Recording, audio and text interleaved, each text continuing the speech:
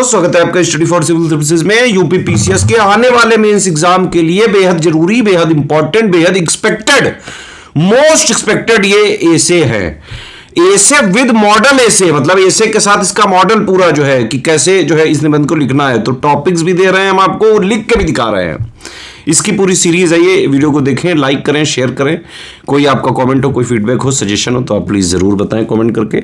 अब देखिए, UP PCS mains होता है 1500 नंबर का, 1200 नंबर का जीएस, 1200 नंबर 150 नंबर का हिंदी और 150 नंबर का होता है मेंस का एसे यानी निबंध। 3 सेक्शन होते हैं निबंध के पेपर में। हर सेक्शन में 3-3 पार्ट होते हैं और हर सेक्शन से एक एक निबंध चूज करके आपको लिखना होता है। तो टोटल मिला के 3 आपको निबंध लिखने हैं पेपर में। 3 घंटे का पेपर होता है, 150 नंबर का पेपर होता है। इसमें टारगेट रखें कि कम से कम 100 के आसपास आपके निबंध में नंबर आने ही चाहिए, नहीं तो रैंक काफी ऊपर नीचे हो सकती है। और यह बिल्कुल किया जा सकता है अगर आपने एसे की इंटेंसिव राइटिंग प्रैक्टिस करी हो। देखिए, मेंस के एग्जाम से पहले आप कम से कम हर सेक्शन के जो जो टॉपिक्स हैं उसके 2-2, 3-3, 4-4 निबंध लिख के ही जाएं, अदरवाइज वहां पे नहीं चलता है। कीवर्ड्स नहीं समझ में आते हैं, कहां से इंट्रो चालू करें, कहां बॉडी में क्या लिखें, कंक्लूजन कहां से दें, कौन सा फैक्ट कहां डालें, कुछ नहीं समझ में आएगा भाई। इसीलिए एसे की इंटेंसिव राइटिंग प्रैक्टिस बेहद जरूरी है। मेंस का एक्चुअली जो 1500 नंबर है ना भाई, उसमें एक एक नंबर जरूरी है। तो चाहे वो एसे हो, चाहे हिंदी हो, चाहे जीएस हो, एसे वाले में भाई 100 नंबर लाने ही पड़ेंगे। ठीक है, इंटेंसिव राइटिंग प्रैक्टिस करके ही जाइए। मेंस के एसे का इंटेंसिव राइटिंग प्रैक्टिस हमारा जो है ग्रुप चल रहा है, पेड ग्रुप चल रहा है पूरा।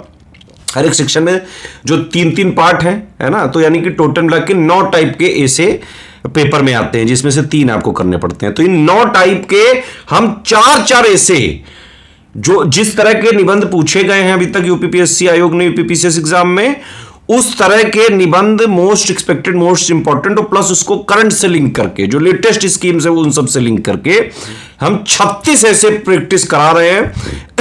इंटेंसिव प्रैक्टिस इसमें चल रही है हमारे ऐसे राइटिंग वाले ग्रुप में।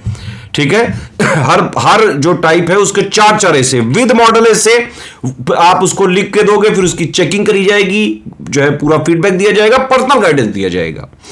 इस ग्रुप को आप ज्वाइन करके एसे में आराम से 100 के आसपास नंबर ला सकते हैं। बहुत सारे लोग ये पहले कर चुके हैं। यूपी पीसीएस में हम आज से नहीं, 9-9.5 साल से हैं।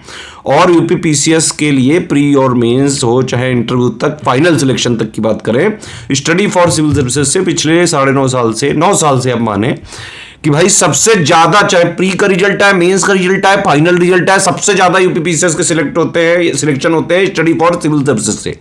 ठीक है, तो ऐसे को इस तरह से करें आप, है ना। और बहुत सारे टॉपर्स ऑलरेडी इस तरह से करके एसडीएम, डीएसपी और विभिन्न पोस्ट पे जो है बन चुके हैं, सिलेक्टेड है हमारे बहुत सारे स्टूडेंट के। आपने जो है वीडियोस, इंटरव्यू वगैरह बहुत देखे होंगे।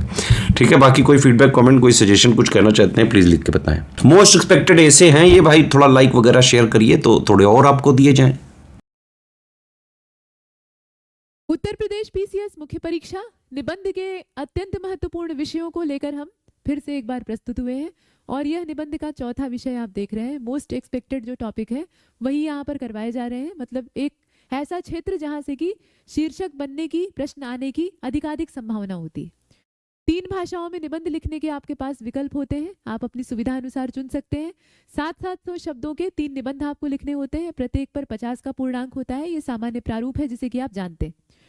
तो आइए शुरू करते हैं, देखते हैं आज कौन सा विषय हमें देखना है, आज किस विषय पर चर्चा करनी है। और निबंध को जब छोटा लिखना होता है ना, तो ये सबसे ज्यादा चुनौतीपूर्ण होता है। बड़े निबंध लिखना तुलनात्मक रूप से सरल होता है, छोटे निबंध में सब कुछ समेटना मुश्किल हो जाता है। तो अब यहाँ पर देखिए ये विषय, भारतीय समाज में महिला सशक्तिकरण, उपलब्धियां और चुनौतियां, वुमेन एम्पावरमेंट पर कुछ न कुछ लिखने के लिए हर साल आता है। अब उसके साथ किस चीज को कनेक्ट करेगा आयोग, ये उसकी मर्जी है, लेकिन महिला सशक्तिकरण, साइबर क्राइम या साहित्य और समाज, इस तरह के जो क्षेत्र हैं इन पर साल दर साल लिखने के लिए कुछ न कुछ मिल जाता है। तो यहाँ पर हम बात कर रहे हैं वुमेन एम्पावरमेंट की। इंडियन सोसाइटी में क्या स्थिति है और उसके सामने क्या चैलेंजेस हैं, क्या अचीवमेंट्स हैं, क्या चुनौतियां और क्या उपलब्धियां उसने हासिल की। तो सबसे पहले तो ये बताइए कि ये जो महिला सशक्तिकरण है, पहली चीज तो ये सशक्तिकरण की वर्तनी गलत है। सशक्तिकरण ठीक है, ये शुद्ध शब्द है, सशक्तिकरण। त पर बड़ी की मात्रा होती है। फिलहाल उन चीजों पर गौर न करते हुए, हालांकि वर्तनी को दिमाग में रखना चाहिए, शुद्ध वर्तनी ही इस्तेमाल करनी चाहिए। तो अब हम यहाँ बात करें, देखें, जो महिला सशक्तिकरण है वो किसी भी समाज की प्रगति का महत्वपूर्ण संकेतक होता है। तो प्रस्तावना को आप यहीं से शुरू कर सकते हैं और प्रस्तावना में आप कोई कविता या कोई स्टेटमेंट यूज कर सकते हैं, कोई कविता उदाहरण इस्तेमाल कर सकते हैं। अच्छा, एक बात है, कुछ लोग पूछते हैं कि बाहर से जो हम कोटेशन यूज करते हैं, स्टेटमेंट यूज करते हैं, पोयम की जो 4 लाइनें या 2 लाइनें इस्तेमाल करते हैं, तो उसको हम जिस भाषा में निबंध लिख रहे हैं, जैसे मान लीजिए अंग्रेजी में लिख रहे हैं, तो हम हिंदी में इस्तेमाल कर सकते हैं। संस्कृत का श्लोक है तो उसको संस्कृत में लिख सकते हैं। भरसक ऐसा नहीं करना चाहिए। या फिर हिंदी का है तो उसमें अंग्रेजी की लाइनें इस्तेमाल कर सकते हैं। ऐसा करने से भरसक बचना चाहिए। ये आप उसी परिस्थिति में करें जब आपको उस भाषा की कोई उपयुक्त पंक्ति नहीं मिल रही हो और अनिवार्य हो जाए कि वहां पर बाहरी कुछ न कुछ हमें देना है, कोई कोटेशन या कोई जो कविता उदाहरण है उसका प्रयोग वहां पर करना है। ऐसी परिस्थिति बने तो ही हमें दूसरी भाषा का प्रयोग करना चाहिए। अदरवाइज कोशिश ये करनी चाहिए कि जिस भाषा में आप निबंध लिख रहे हैं उसी भाषा से संबंधित कविताएं और पंक्तियां भी आप इस्तेमाल करें। मतलब अंग्रेजी की है तो अंग्रेजी की ही पंक्तियां होनी चाहिए, हिंदी की है तो हिंदी की, उर्दू की है तो उर्दू की। ठीक, ऐसा आपको प्रयास करना चाहिए। फिलहाल इस पर चर्चा करते हैं। तो आप लिख सकते हैं कि महिला सशक्तिकरण किसी भी समाज की प्रगति का महत्वपूर्ण आधार होता है, संकेत होता है। और भारतीय समाज में वैसे भी महिलाओं की स्थिति कैसी है? बहुत ही ज्यादा जटिल है। तो आप जो इंडियन सोसाइटी है यानी भारतीय समाज है,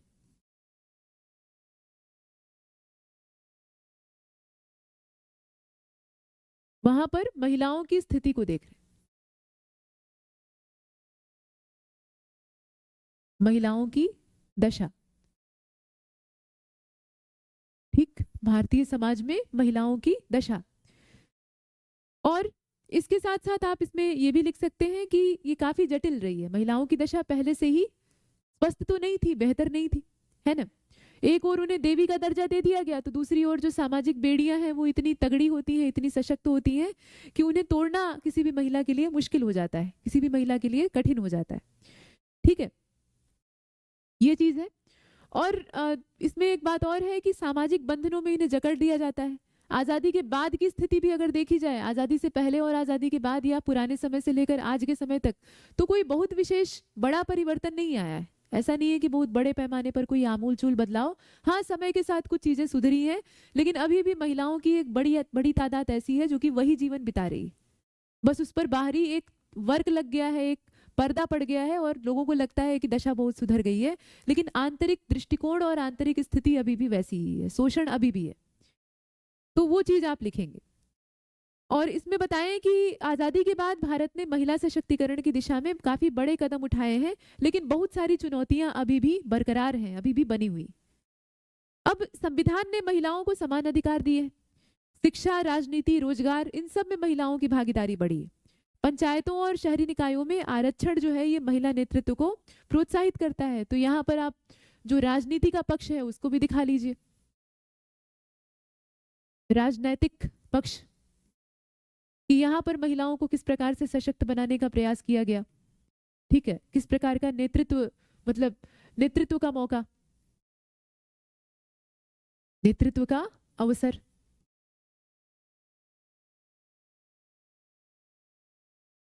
इसको आप इसमें जोड़ सकते हैं। और आप ये लिख सकते हैं इसमें कुल मिलाकर कि यह सब तो है, मतलब आरक्षण देकर महिला नेतृत्व को उजागर करने का प्रयास किया गया। आर्थिक आत्मनिर्भरता देने के लिए जो स्वयं सहायता समूह है उनको लगाया गया। खेल, विज्ञान और प्रशासन में भी महिलाओं की भागीदारी बढ़ी है। सिर्फ राजनीतिक पक्ष नहीं बल्कि खेल का क्षेत्र, प्रशासन का क्षेत्र, ठीक है, प्रशासन का क्षेत्र,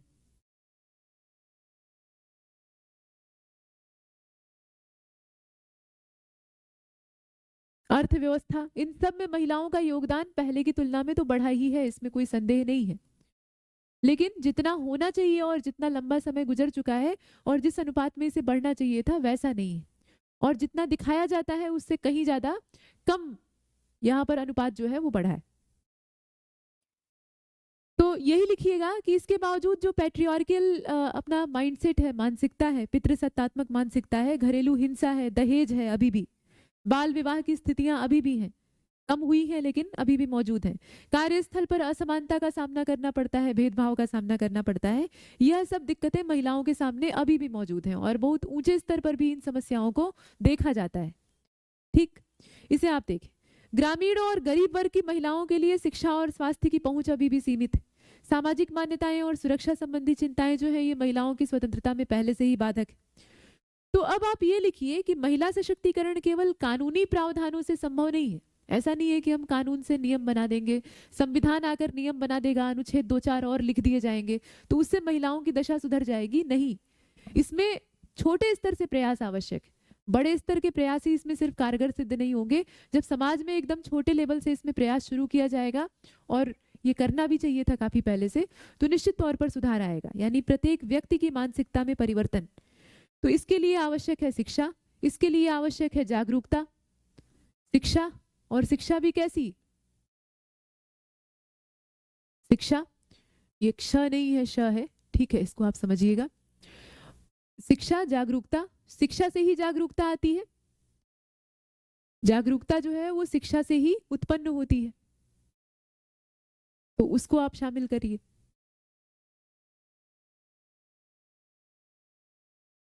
जागरूकता, और साथ ही साथ क्या, सामाजिक सोच में परिवर्तन, ये भी आवश्यक है। सामाजिक सोच में परिवर्तन,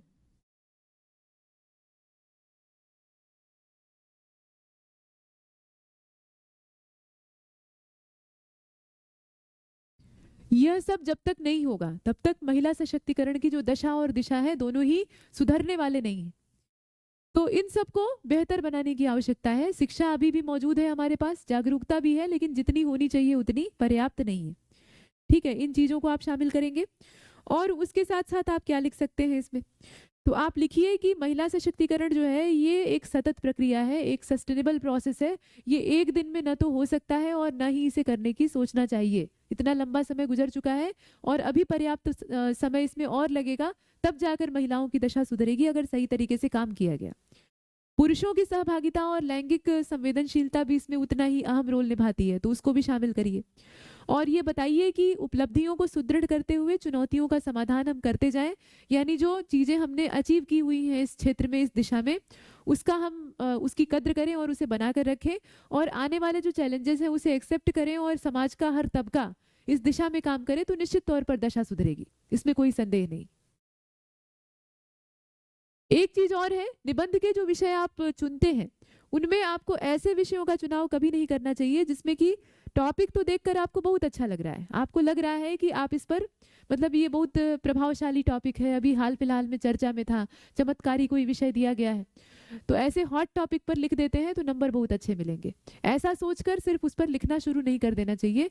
आपको प्रयास ये करना चाहिए कि ऐसा विषय चुने जिस पर कि आप शुरू से अंत तक बेहतर लिख पाने में सक्षम, अच्छे तरीके से लिख पाने में आप सफलता प्राप्त कर सके। मतलब ऐसा ना हो कि सिर्फ पहला पैराग्राफ आपने जोश खरोश में लिख दिया और उसके बाद वाले जितने पैराग्राफ हैं उनमें आपकी बोलती बंद हो गई, उपसंहार करने में आप सक्षम नहीं है, आपके पास पर्याप्त उससे संबंधित जानकारी नहीं है। तो जब आप हर चीज को बैलेंस नहीं लिखेंगे तो नंबर अच्छे नहीं मिलेंगे। इसलिए बहुत जरूरी है कि आप सोच समझकर विषयों का चयन करें। देखने में टॉपिक सामान्य घिसा पिटा भी हो, लेकिन उस पर आपने बढ़िया लिख दिया तो नंबर आपको अच्छे मिलेंगे। और टॉपिक बहुत शानदार है, बहुत ही नया नवेला और उत्कृष्ट कोटि का है, और उस पर आप लिखने में असफल हो गए, सिर्फ दिखाने के लिए आपने चुन लिया, तो नंबर निश्चित तौर पर खराब हो जाएंगे। और इस आदत से भी आप बाज आ जाइए कि आप बार बार ड्राफ्ट बना रहे हैं। मतलब एक निबंध का विषय आपने चुना, उस पर ड्राफ्ट बनाया या नहीं बनाया और लिख दिया, उसके बाद फिर जाकर दूसरा विषय चुना और फिर लिखने लगे। निबंध के तीनों शीर्षकों का चयन एक साथ करिएगा और उन पर ड्राफ्ट बनाने का काम भी एक साथ करिएगा, उसके बाद तब इकट्ठे लिखने का काम आरंभ करिएगा, इससे आपको फायदा होगा। ड्राफ्टिंग और शीर्षक का चयन सबसे पहले 15 मिनट का समय खर्च करके 3 घंटे में से कर डालिएगा, उसके बाद ही लिखने का काम करिएगा। आप देखेंगे कि आप बाकियों से बेहतर प्रदर्शन करेंगे।